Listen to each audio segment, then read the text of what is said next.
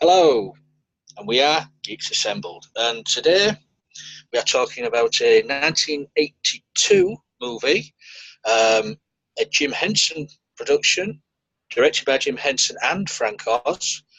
Um, it's not the Muppets, it's the Dark Crystal, fantasy adventure movie. So we'll go around our little gang here and see what their opening thoughts are on this movie. And we will go to Beef Dad first. Let's see what he has to say about this movie. This is one of my favourite movies. I watch it at least once a year. I find it very enjoyable. It's brilliantly done. I love the story. And the cast is extraordinary. And bless her, Billy Whitelaw's in it playing Aughra, the old bag. Yeah, it's just superb. And you've got the Dark Crystal, which has a shard missing from it. And the Gelfling has got to go and take the shard to the Dark Crystal and put it back when the three sons convene in one place at one time, and that would then repair the crystal. But of course you have two lots of other creatures. You've got mystics, who are basically the souls. Yes, thank you, Susan. And then you've got the what are they called? Oh God, it's gone. Skeksis. Yes, the Skeksis, who are the nasty side, and it turns out that Did you have that down again? the two of them Susan? joined together to become something special, which they had become separated when the shard came off the crystal. And you've just got so many magic moments in this. Funny stuff, exciting stuff.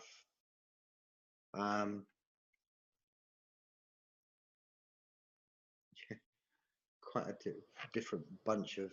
You've got the Podlings, the Gelflings. Most of the Gelflings have been killed because the Skeksis knew that a Gelfling there'd been a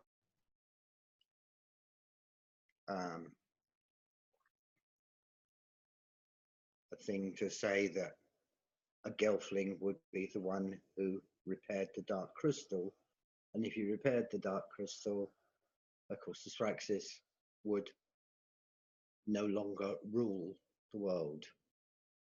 And it's just great. It's brilliantly done. The puppetry in it is absolutely extraordinary. And of course you have all sorts of the land striders that run across the land, and they are actually people. They are actually people dressed as land striders, and the costume is just absolutely amazing, and the performances are just superb. Absolutely love it. There you go. Thanks for that, Beef Dad. Yeah, I totally agree with what you said there. So let's go to Brian. Now, Brian, I'm assuming this is the first time you've seen this movie. Yes, it is. It's Ryan? yeah, it's the first time I ever watched this movie. I haven't seen The Dark Crystal at all before, so this is my first time seeing it. My thoughts upon The Dark Crystal is weird, very weird. Um, I mean, it's not that it was bad. It's just that I never. It's I never. It's I haven't seen any movie that has been like this before. It was very different, very, very different to me, and the basic premise of the movie and style and visual effects for the film have been. It was a basic thing that you would always see like around those, like a basic thing you would see for the movies for that time. Because I've seen like mostly things like that before within other films that came around like around that time, and plus it was Disney, so usually Disney films normally did that along with other companies with the films like around that time. So, um, but I did enjoy this film. It was a different take, to say the least. So, and the design, like with the designs of the film, I thought it kind of reminded me of something that you would see in the original Star Wars trilogy, like the creatures like would be on the different planets of everything, like whether it be Yoda's home planet, that well, not home planet, Yoda's planet that he would be on in Episode 5, and it kind of felt and a little bit like that with um the creatures that were within Dark Crystal, and it was kind of cool. The creature I loved the most was uh, the uh, the little furry dog, the little furry dog thing, because it reminded me so much of my dog, at least one of my dogs that I have here. Um, um, but it was. I really enjoyed this film. I really did enjoy this film. It was, again, it was a really interesting, unique film, and I absolutely enjoyed it. Um, and I want to say thanks for recommending it to me to watch. Cool. This is what this group's for watching things what nobody's seen before. You may have got the Star Wars vibe, Brian, because the producer was Gary Kurtz, who did Empire Strikes Back, stuff like that. And that was around the same. This was 1982, so you had Empire Strikes Back 1982, Return of the Jedi 1983. So it was in between those two. And you had Frank and all this, Yoda. So maybe you got that vibe from it like that way. So let's go over to Susan now. Let's see what her opening thoughts are. Well, I love this movie. I've seen it a lot. I enjoyed the story. It's a positive story. It's a story of um, coming togetherness, and it's also a story of when a world or a land is split in two, there will always be one tribe that tries to take all of the wealth, and then another tribe all the other tribes are subjugated.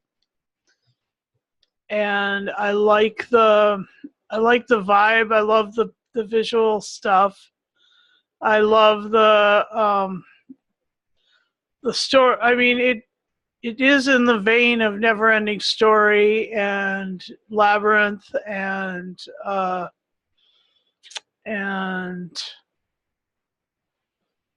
yeah, it is sort of those sorts of stories as well.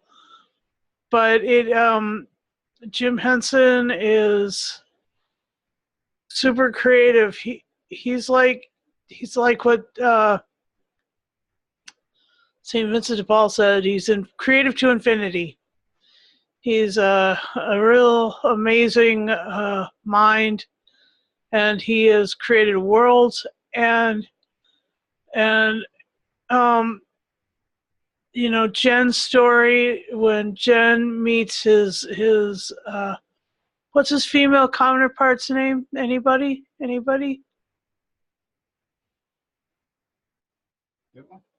Kira. That's right. Thank you.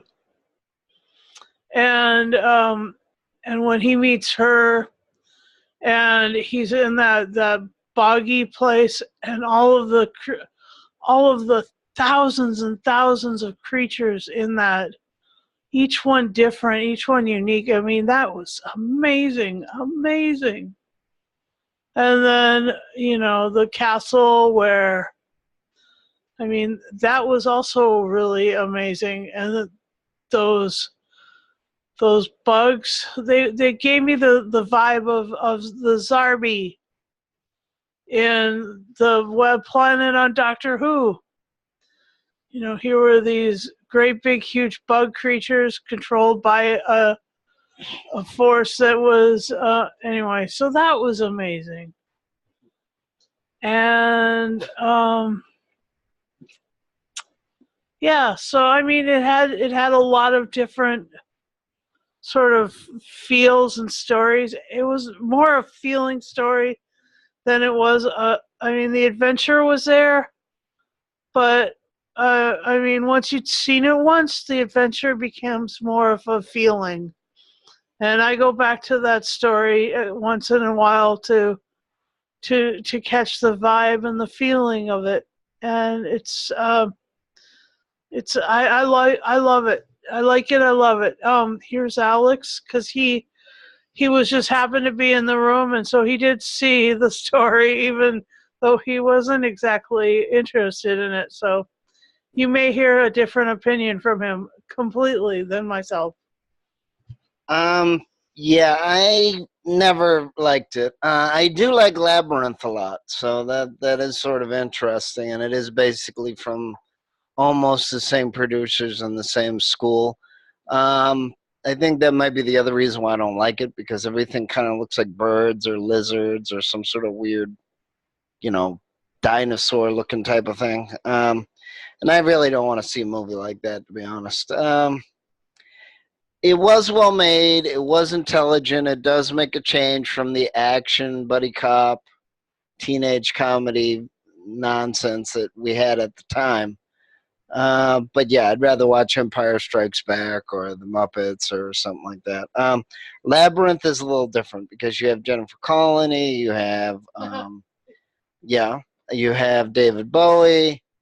It's a little bit more, and of course you have music. And in Dark Crystal, there wasn't any poppy kind of sounding music. Yes, I know people that didn't like that. But, I mean, that's the other fun thing with a piece of art, whether it's a book or a movie or a TV show. Everybody's going to have a little different viewpoint on it. It is well made. It's not as gimmicky as other movies of the time, so I guess that was good. Unfortunately, I did meet some of his relatives. They are actually in Massachusetts, working more on the college end of things. And there's a lot of colleges in Massachusetts. And even they admitted that, Jim Henson did want it to be more of a commercial success. And both Dark Crystal and Labyrinth have sort of achieved a cult status. They're not big, even though I think they're making a sequel to Labyrinth and Dark Crystal. And they have made a sequel in terms of comic book form or graphic novel form. Yeah. But yeah, I guess both of them cost like $30 million, and they definitely didn't make it in their first year or even second year.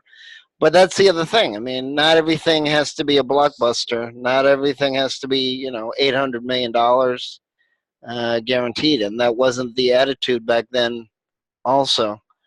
Plus, they're both good movies. They're not perfect by any means, but they're both good movies. They're showing a little different world. You have a lot of famous people in both movies. You have Denny John Jules. You have lots of people from Doctor Who in the movie. Deep Roy has been in Blake Seven and Alien from L.A. with Kathy Ireland. So you have really. And you also have people from Time Bandits, the dwarfs, the little people from Time Bandits. So it's not the commercial success or the guaranteed put the butt in the seat type of movie success. It's a very particular, very artistic, a very quote unquote cult, and that means that somebody did like the movie, whether it's Rocky Horror Picture Show or Labyrinth or Dark Crystal or whatever. It's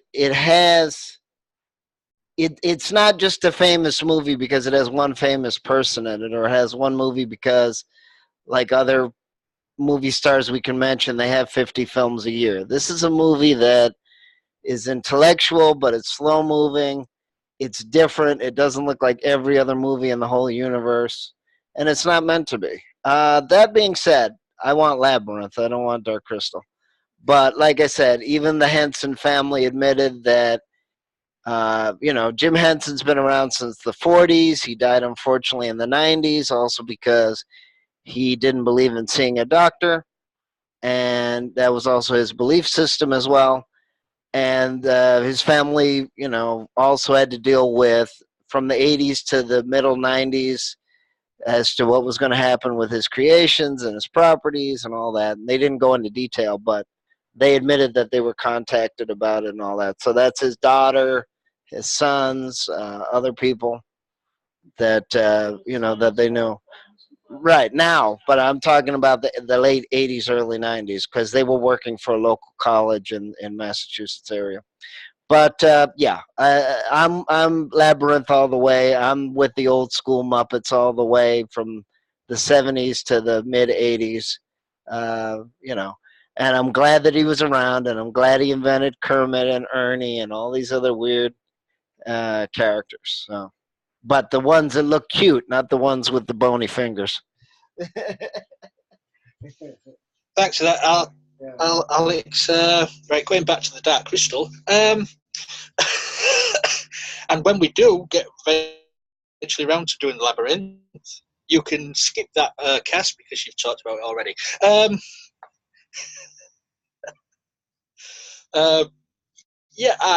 I think it's a very stylish movie.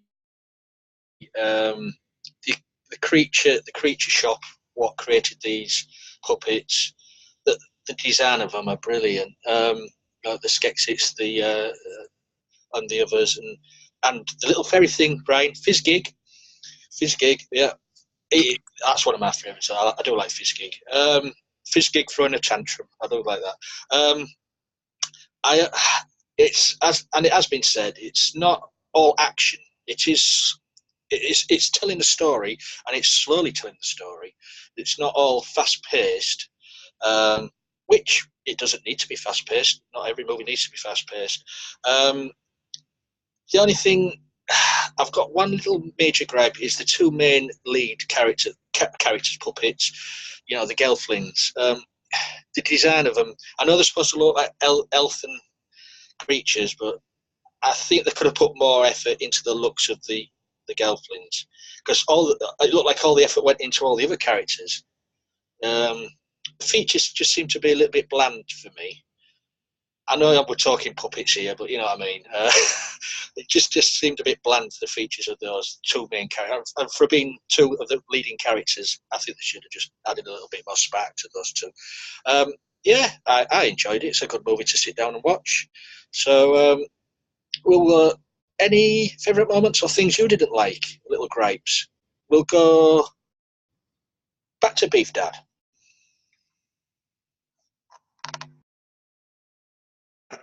Well, always I like the Chamberlain of the Skeksis, who's all the time, and it drives the other Skeksis mad when he does it. Skeksis, what am I talking about? Skeksis. He's brilliant. It's just a wonderful characterization. And of course, I loved Kira. I know what you say about the Gelflings, but they actually remind me of one of the members of Geeks Assembled.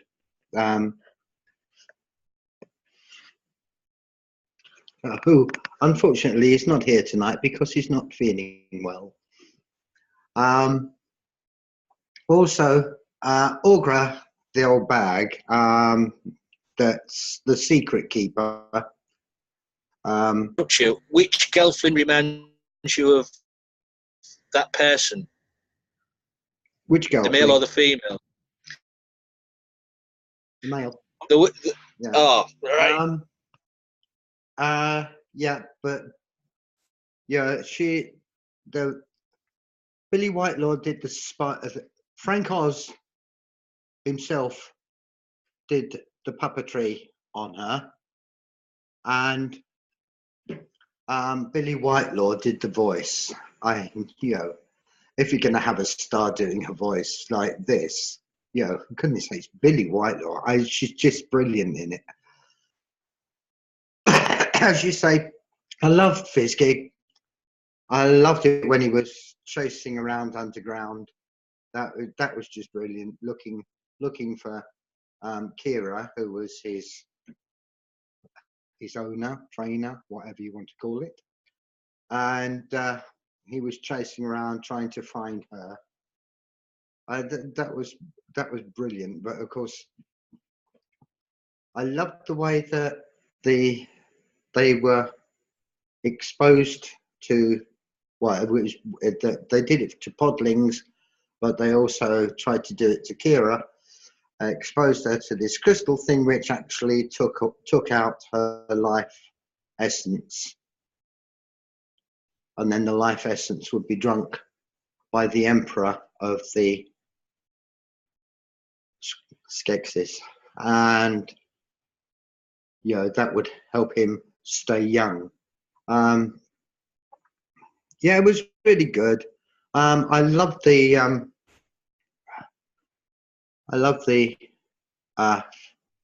podlings. I thought they were rather magic, and of course the mystics. The mystics were just brilliant, and especially with the and they would do those, and by doing those, they could control the beetle creatures. Yeah, I loved that. One of my favourite parts is with the Landstriders. I thought the Landstriders fighting the beetles was brilliant. And of course, the performance of the Landstriders themselves, it just looked so good. But the thing is, it wasn't CGI or anything like that. It was actually people in costumes playing these long-legged creatures. And it was just brilliant. Absolutely brilliant. Yeah, I loved the concept. I loved the execution. I loved the bit that every now and then you would get a little bit of a little bit of a voiceover, telling the story. The narrator, it was good because that sort of filled in little gaps and clarified what you were looking at. And for me, one of the most magical moments was at the end when the shard had been put back in the crystal and the suns had all come together, and this awful dark castle, which looked incredibly insectoid, really, from the outside. All the dark stuff and all the rock fell off, and it finally converts into this beautiful crystal building. That was just so beautiful, and that's the bit that I love at the end. Okay.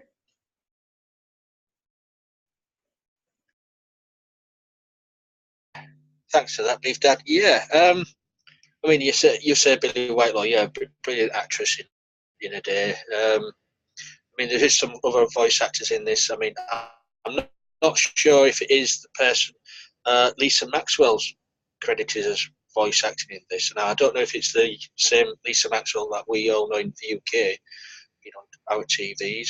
And also, there's another Doctor Who connection with it, because there's another voice acting in this by Michael Kilgariff, who, if you're a Doctor Who fan, know he played K1 Robot. He also played Cyber Controller in Tomb of the Cybermen and Attack of the Cybermen. So he's voice acting in this as well. So we'll go to Brian. Let's see what he has. Any favourite moments or things what he'd rather change about the movie. Over to you, Brian. Yes. Well, for me, my favorite moments of mine would probably have to be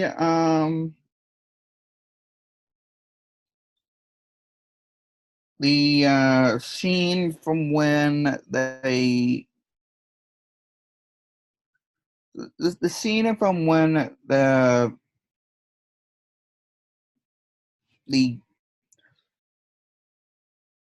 when both the two main leads characters, from when they actually first introduce and meet for the first time. I thought that was pretty cool and a neat moment, because not only they introduced another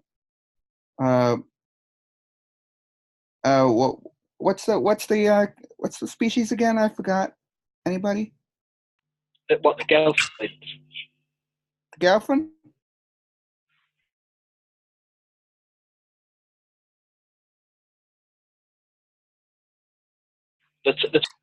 They not because not only they got to meet, but it was, but again with the creatures and the creatures and everything that were within that film, you got to me you see more and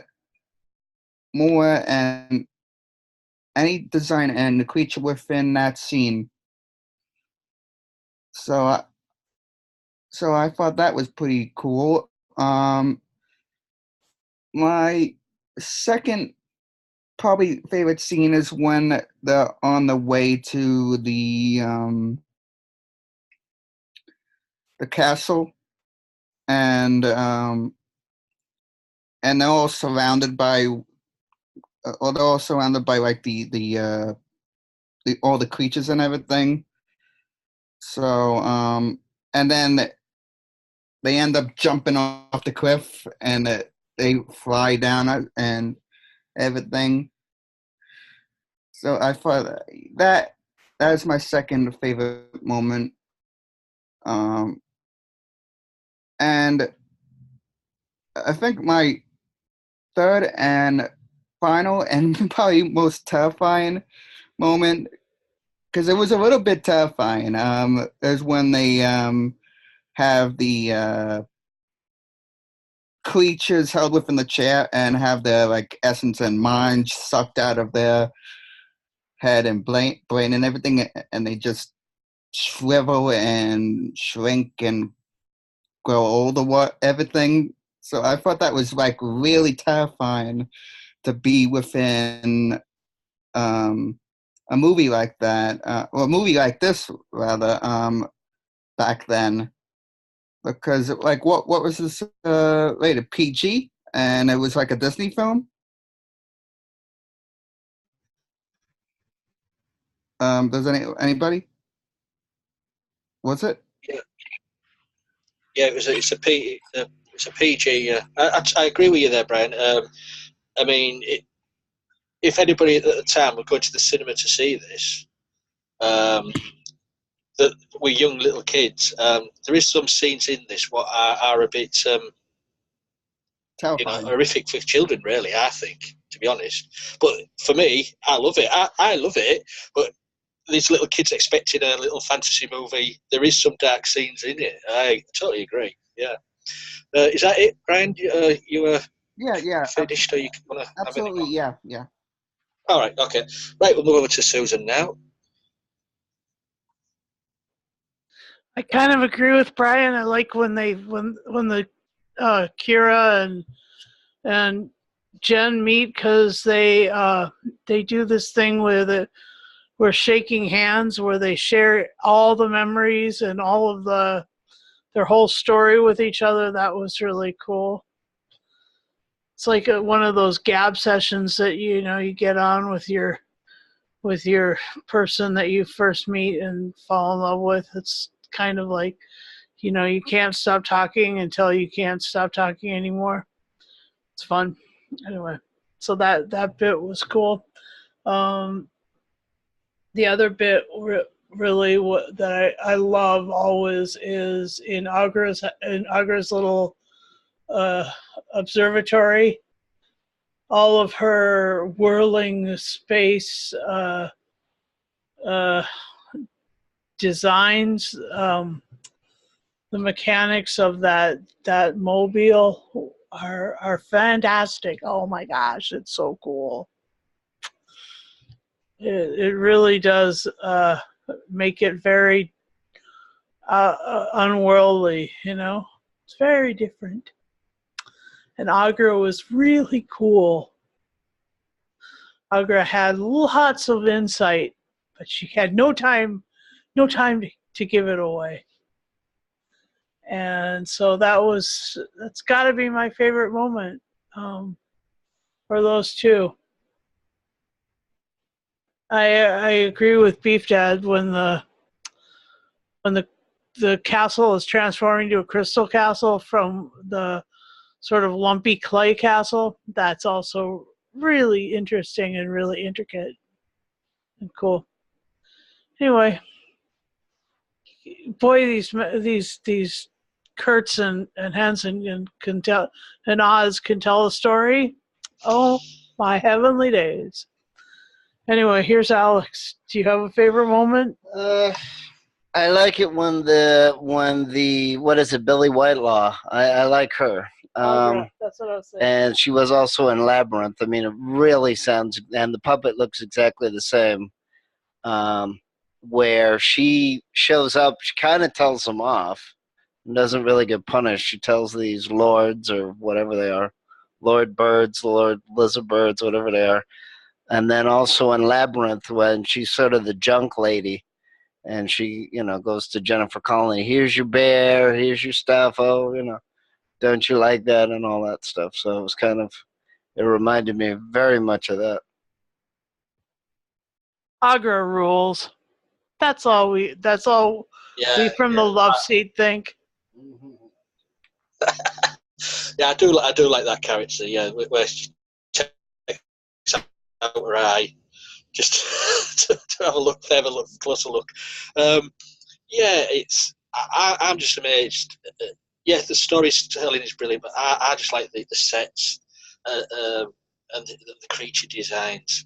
Just the effort what goes into them are brilliantly done. There's a scene with, I do like the Chancellor, as if Dad said, the whining Chancellor, but the way they treated the Chancellor, stripped him of his robes. I mean, that was a horrible scene, really, for a PG movie, and then he stood there just, naked and takes up his rags and he's exiled, sort of thing. A very dark scene, that, but very well done. Yeah, I enjoyed this, and it makes me now watching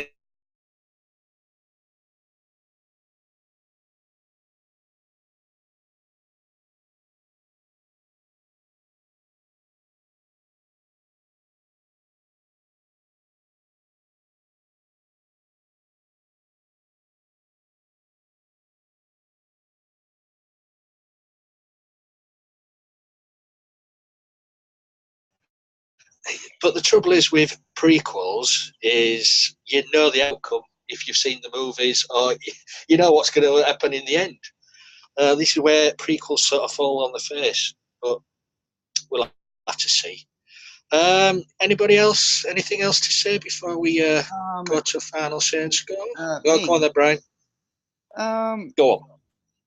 I just want to add upon the Netflix thing. I really hope they use practical effects like they did within this movie, because if they do CGI within the Netflix series, it's not really going to be the same. It won't. I don't think, to me, in my opinion, it won't come out great and be as good as the movie was. I agree. I totally agree with that. If you can do the practical effects, do the practical effects, because CGI sometimes you just lose something. Go for the practical. Yeah, with CGI, sometimes you lose the realization, reality that practical effects normally get. Totally agree with you there, Brian. Totally agree with you. Right, we'll go to final say and score then. Do you want to go, Brian? Seeing as just come through. Yeah, absolutely. Come on then, give us your score. Okay. I'll probably give the Dark Crystal I'll probably give it a 6 out of 10. 6 out of 10.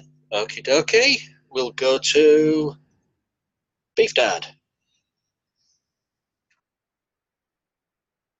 There is one thing that I didn't mention,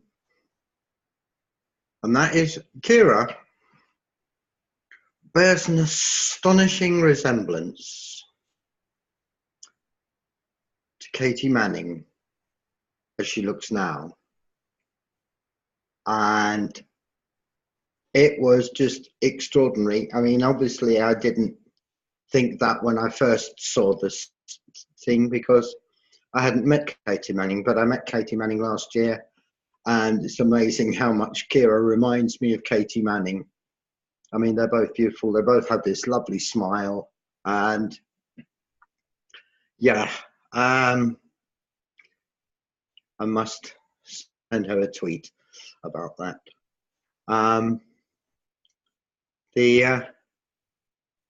As I said before, I bought the DVD when it first came out, when it first became available, and I watch it at least once a year, quite often more than once a year. And for something to have that much of an effect on me, it's got to be a 10. You know what? I knew you were going that way. Well, I'm exactly the same. Yes, I'm exactly the same with A Christmas Carol, the original version of that. Yeah. I watch that at least once a year, and that's a big one as well. Right, Susan, over to you. All right. Well, my final say is that this is just such a rich tapestry of anime, animatronic, and beautiful puppetry. I can't even. I just can't even. And I love the story. I really do.